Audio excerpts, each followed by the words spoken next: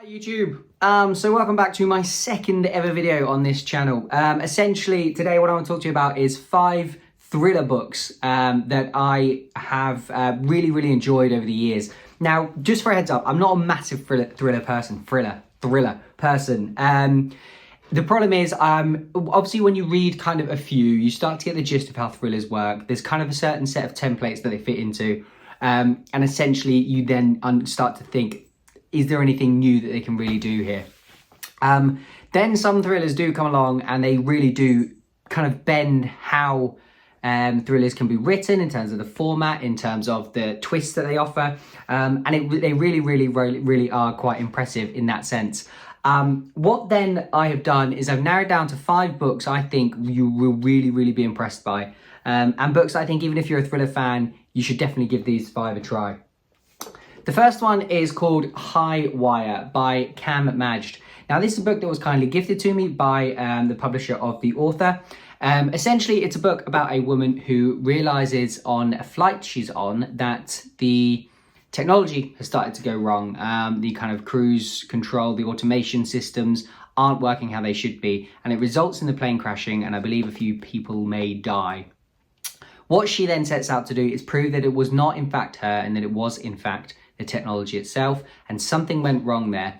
What then ensues is essentially a much larger kind of discovery in the this kind of corporation, this massive tech company have essentially maybe not been doing things the way they should be doing, which results in her kind of risking her life. She has a daughter, and there's quite a good story in there in terms of her daughter. Now, I say on my list of thrillers, this is probably the least thriller in sense of you kind of always think of a thriller as something quite cozy, quite down to earth. Whereas this has a lot more action, a lot more kind of life-risking moments, and something you could imagine being more of like a Hollywood film. But it's still very good, and it's very fast-paced. There's rarely kind of a wasted chapter in here. It's not particularly thick. This is, I don't know if this is how the final edition comes or what would happen if you ordered it on Amazon. I was obviously kindly donated this, but this is only 286 pages long, so it's not a long one either. And I don't feel like at any point it needed to be longer. So that's High Wire by Cam Majd. That's my first recommendation. My next recommendation is Verity by Colleen Hoover. Now, Colleen Hoover, as an author, is massive on the internet. TikTok absolutely blew her up. She had a couple of books, including Verity, and It Ends With Us, which are just absolutely everywhere. And Verity is one of those books that I went in expecting average things from. I did enjoy It Ends With Us. I know there's some controversy around the way that maybe Colleen Hoover glorified abuse, this sort of things, and I don't know. But I appreciate how mature it was with the situation. Verity, anyway, completely different story. About a woman that essentially, she's a writer. She gets to she's asked to ghostwrite, which is when you write on behalf of somebody else, for one of the most famous thriller authors of all time. She then is asked to go and live at the house to kind of help with that writing experience, take some of her old notes, read some of all of her work, some of the research she's done, that sort of stuff. The author herself, the reason that she's writing these is the author herself can no longer write. She's essentially had an accident which resulted in her essentially, I think kind of, I don't know if she's fully kind of brain dead or whatever the correct term is, but she can definitely not write for herself. So she's ghostwriting, she's living in her house.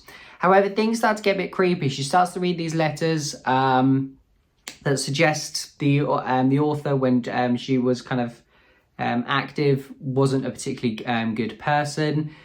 The husband starts to throw some suggestions. Things feel a little bit creepy, and I don't really want to I don't want to spoil anything, but there's a massive twist at the very end of this, where everything you kind of think about the book is just flipped on its head, and you're like, whoa, well, what was the point of me reading most of all of that, if that's what that meant? Now, I felt in my review that I put on my website, link below, that if that hadn't had the twist at the end, this would have been a very average book. For the most part, it's fine. There's kind of tense moments, but you do need that final bang at the end, which then left me incredibly impressed with it. The writing's not phenomenal. You're not going to be reading Shakespeare or anything incredible here. But it is an easy read. It's a very easy read, and it's a very short and quick read as well. This particular edition I've got is just over 320 pages. So Verity by Colleen Hoover is one I'd recommend if you're looking for an easy shock twist thriller. People's opinion of this are either the twist at the end is the only good bit, or it's wow, that whole book was amazing. And I think it's definitely worth it just for that twist at the end. It's almost becoming famous for that sole purpose. The next book I want to talk about is The Last Thing to Burn by Will Dean. Now, I absolutely adored this book. This is the first Will Dean book I'd seen. And I think the reason I picked it up was because it randomly popped up on Amazon for about £2.50. So I thought, I'll get it. This is probably one of the few books I've ever stayed up late to continue reading. And staying up late isn't something I tend to do to continue reading. I want to enjoy reading. I don't want it to be a push. I squeeze it in during my spare time. It's kind of like a relaxation thing. I love stories and I love journeys, and that's why I read. So for a book to keep me up after I'd intended to go to sleep is saying something. It's not particularly long, so I think I was probably at a stage where I thought, well, there's not long left. If I leave this till tomorrow morning, I'm going to be like barely reading anything tomorrow morning.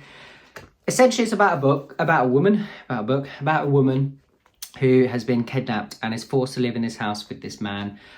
He's kind of mentally manipulated into her into thinking that the way that she lives is mostly fine. She understands that she's a captive, but that he has emotionally damaged her so much into thinking that there's no alternative hope, there's no better alternative out there for her. Suddenly something happens that essentially makes her think, no, okay, I want to try harder now. I want to do something different. I want to get out of here and I want to escape. And along the way, there are some twists, there are some turns, there's some incredibly tense moments, literally bits where you're reading it and your heart's racing and you're scared. It's almost borderline horror in that sense. If you've watched any of those films where someone gets kidnapped and they're thrown in like a dungeon sort of thing and then they escape, it's that kind of escape and somebody's right behind them trying to catch them feeling. Very, very tense, very, very good. And as I said, it's nice and short as well. So if you're looking like Verity for a shorter read, this is definitely something I'd recommend. So that's The Last Thing to Burn by Will Dean. As I said, one of the few books I've ever read that's made me stay up past my bedtime. Then on to the second to last one. So this is The Woman in the Window by A.J. Finn. This came out quite some years ago. I think that's a sentence. But essentially this came out a while ago. It's about a woman that suffers from agoraphobia, which is the fear of kind of leaving your house. You kind of just want to stay in. It gets to the point where people get dizzy, they faint, they can genuinely be scared of going outside.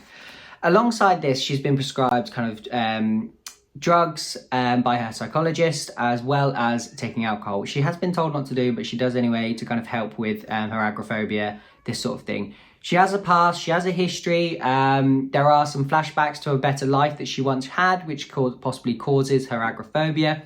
But the main story is essentially one night she thinks she witnesses the neighbour across the street kill his wife. However, the day after, she essentially rings the police, and the day after, the husband and the wife both appear at her house. So she's like, how's that happened? So what ensues is essentially some really, really clever, tense moments where she thinks everything's wrong. It's this brilliant concept of the drugs, the alcohol, the trauma, the agoraphobia, all being this massive mess and chemistry that causes her to essentially have these fears, this paranoia, and it creates for a really, really tense and interesting book. And it's one I'd very, very much recommend if you don't mind something a bit longer, if you're looking for something where the whole time you're trying to work out what's going on, what this means, what that means, and it all essentially kind of means something in the end. It's a really well kind of written book. I think there is a movie and maybe a TV series on this as well, both of which I don't think are worth watching. It's very, very hard to capture the feeling sometimes of the written word in the visual form. And there's a twist in this that essentially you wouldn't know unless you were only reading it, as it were, because there's no way of visualizing it. So that's very, very interesting. A big recommendation there. I know this is one that a lot of people have already read, but if you haven't, I would recommend it. It's one of the best 5 thrillers I've ever read. Anyway. Then the last one is The Housemaid. Now this is maybe the most recent one to come out in this list, maybe other than Highwire by Cam Madge. So this is The Housemaid by Frida McFadden. This I bought, again, similar to The Last Thing to Burn, because it was £2.50 on Amazon, and you can't pass up deals where you've got a book that you've heard a lot of good things about, and then it comes on deal on Amazon. And that's essentially what happened with The Housemaid.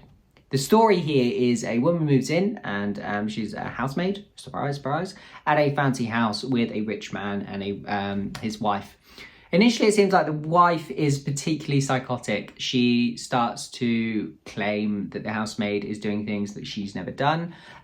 She reacts in a very negative way. The daughter seems a little bit odd of the two parents as well. And essentially, it's a very, very kind of creepy initial book. There's a massive twist in the middle that essentially will flip the whole book on its head. And it kind of, the first half is clever in that most first halves of books are fairly slow because they're building the characters, they're building the tension, they're building the setting, they're building the scene, building the past, that sort of stuff. And that's what's happening. And you think, oh, this is fine, what's going to happen? And then suddenly there's a massive twist where for the last kind of 150 pages or so, or not 50% of the book, you're racing through it because you really, really want to know how it all ends out. And it's really, really good. And I hear there's also a sequel that's come out and possibly even a third book now, I don't know, or coming out very, very soon. That's just as good, just as clever, which is quite impressive because I feel like this is one of those books that Freida McFadden's done a storyline here that you can't replicate again because people know what the twist is going to be, essentially. So how can the second book be good as well? So it'd be interesting to see where she's gone, whether she's kind of continued chronologically from this or whether she's just done, I don't know, the housemaid goes to another house sort of thing. So we'll see. But this in itself is fantastic. You should definitely pick it up. Again, it's not a very, very long read. We're looking at another just over 300 pages long. I say this, I'm a big fantasy fan. So a lot of the books I read are often over 500-600 pages. So 300-page books for me are delightful because I can finish them in a day or two, listen to most of my books. So a day or two I can read those. But that's The Housemaid by Freida McFadden. So that's all the thriller books I've got for you. I think essentially there are 5 books that, as I said, thriller's not my biggest genre. It's not my most interested genre. I'm not going to go out of my way to kind of read a thriller because a lot of the time you feel like that's the first time somebody's read a thriller when they tell you it's the best, one of the best books they've ever read. And also you're reading it sometimes and because somebody recommends it to you, you think, well, there must be a twist in here or there must be something that changes. So you're always looking for it, as I said. So for a thriller to be good, it really, really has to impress. So there are 5 thrillers I would definitely recommend. Let me know what thrillers you would recommend below. I am always looking for book recommendations. Now, based on what I've just said, where I'm saying you're kind of guessing what's going on, think of whether that thriller you're recommending is genuinely going to impress me, genuinely going to blow my mind, because that's what I'm looking for here. So anyway, thank you for watching. I've done a shorter form version of this on my TikTok. That doesn't mean anything to you now because you're at the end of like a 12-minute video. So that won't mean anything to you, but it might be that you do prefer these kind of things in a shorter form. And if you do, you can follow me on TikTok and I'll put all the links of that sort of stuff down below. But yeah, other than that, thank you for watching. I'll see you in the next video. Goodbye.